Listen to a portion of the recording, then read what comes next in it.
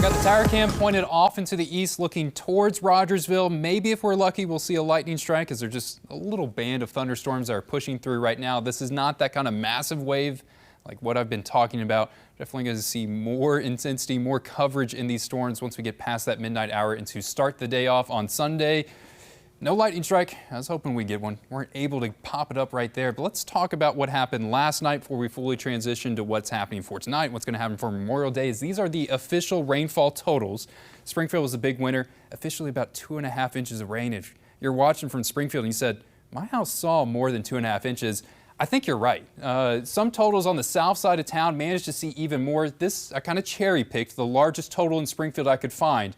Was about 4.5 inches of rain. That was on the southeast portion of town. And also look at some of these kind of really impressive totals over in Eudora. 1/2 foot of rainfall. Dogwood, about 5 inches of rainfall. Stratford, Seymour managed to pick up about 4 inches as well. And that's just wave 1. We're expecting wave 2 for tonight, and not too much rain once we get past that, but more opportunities for Memorial Day, and a few showers could be possible for Tuesday. And you can really see kind of this heavier corridor of rain that fired up, and anywhere where you see these purples, that's about 1/2 foot of rain that registered. So southern Polk County, northern Greene County, and also once you get into Webster and Wright County, that's another area where they saw a whole lot of rain and had those problems with flooding, with more that's going to be getting tacked on for tonight. So expecting flooding to still be an issue that we have to watch out for. Seeing some activity on radar right now. This is that narrow band of thunderstorms that just passed through the Springfield area, just passed through Ozark, getting closer to Rogersville right now.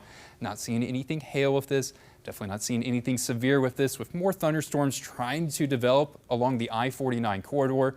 This is kind of the precursor for what I'm expecting. It's really once we get later into tonight that those thunderstorms are going to increase in coverage and increase in intensity.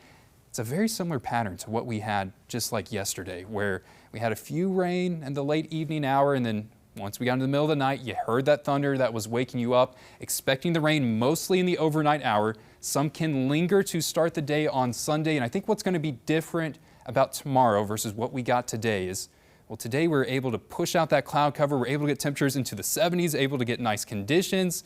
Tomorrow we still have a chance of some scattered showers, a better chance that we'll see some rain that's going to be happening in the afternoon hour. I think most people will stay dry Sunday afternoon. I cannot promise you that you will stay dry. Even this model is saying, hey, there may be a pop-up shower that forms in Springfield around 5 o'clock. So make sure we're aware of that, but something positive. Not really concerned about severe weather. I think we could see some large hail. It's just the more rain that's going to be piled on top of what we've already seen. And here's more rain that's going to be coming in to start the day on Memorial. Expecting the rain in the morning hour. Then by the time we get into the afternoon, it's going to shift mostly to areas that are to the east of Highway 65 to finish off Memorial Day. And that's really the bulk of rainfall that we have to get through. And more rain to what we've already seen. This is kind of the expectations on totals. Springfield will try to pick up about 1 more inch of rain, and I think the heaviest totals are going to be areas that are really along the state line. You see Branson about 2 inches, Harrison about 1 inch of rainfall, and there could be some pockets where people see up to 3, even 4 inches of rain.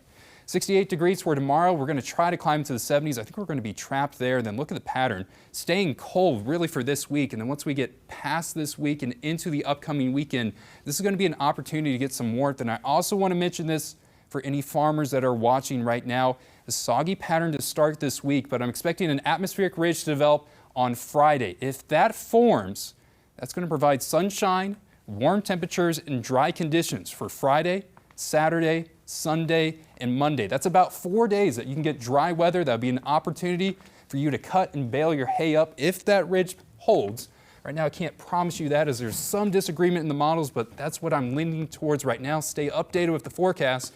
Let you guys know of how that develops, but kind of a spring-like 7-day that we have there. I was about to say, not very summer-like for Memorial Day coming up, but you know, we have no choice, right? Yeah. We have to do it. Thankfully, it's nothing too stormy with this. It's just more rain. The flooding is a big issue. I want to be done with tornadoes, you know, so. Me too. Well, we're not done with that flooding. And I do want to show you this video, Matt. Yeah. This is viewer video from Jared Robbins in Ozark today.